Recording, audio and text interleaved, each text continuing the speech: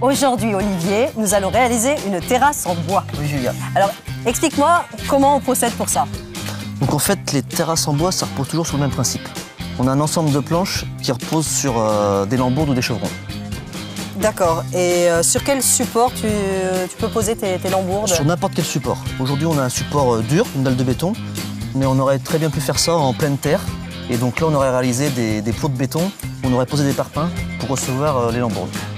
Et là, du coup, c'est formidable, quoi. On a du béton, là, c'est très pratique.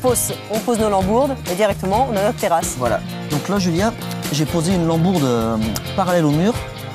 Et maintenant, il faut que j'en mette une perpendiculaire à la terrasse. Donc vu que j'ai oublié mon équerre, on va utiliser la méthode du 3-4-5. Le fameux théorème de Pythagore. Voilà. Donc là, par exemple, on va prendre un multiple de 5. Donc 5 x 40 cm. Mets-toi plus bas au mur. Là? Ouais, voilà, comme ça. Donc 5 x 40, j'ai 2 mètres. Là, on va prendre 5 x 30, toujours au même endroit. Voilà, 5 x 30, 150. Et ici, tu te mets à mon trait collé au mur. Et là, si je veux un éclairage parfait, je dois avoir 2,50 m, 5 x 50. Donc je découpe là, et ça y est.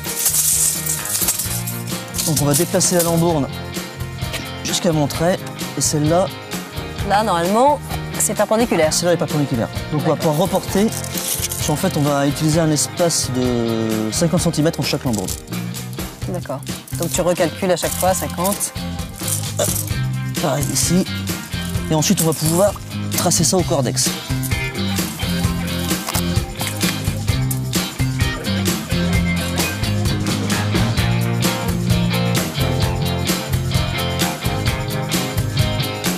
Alors maintenant, Olivier, il ne nous reste plus qu'à fixer les lambourdes sur la dalle de béton. Oui. Donc pour ça, on va utiliser des chevilles à frapper. Donc cette cheville, elle va traverser la lambourde et elle va venir dans le béton.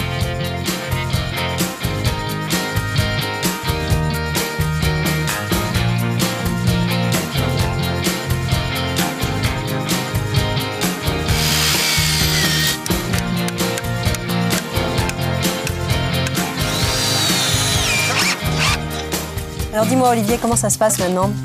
Donc là, vu qu'on a bien fixé nos lambourdes, on va pouvoir mettre nos lames de terrasse sur les lambourdes. Avec quoi tu les fixes? Donc on va les fixer aujourd'hui avec des vis inox qui ne rouillent pas. Ouais. Et on va les fixer en apparent. Ça aurait été des lames de terrasse avec une languette et une rainure, donc des lames qui s'emboîtent. On aurait utilisé des clips. Donc là, la fixation n'aurait pas été apparente. Par contre, c'est moins solide. D'accord, c'est un peu plus rapide, mais c'est moins solide. Voilà. Ok.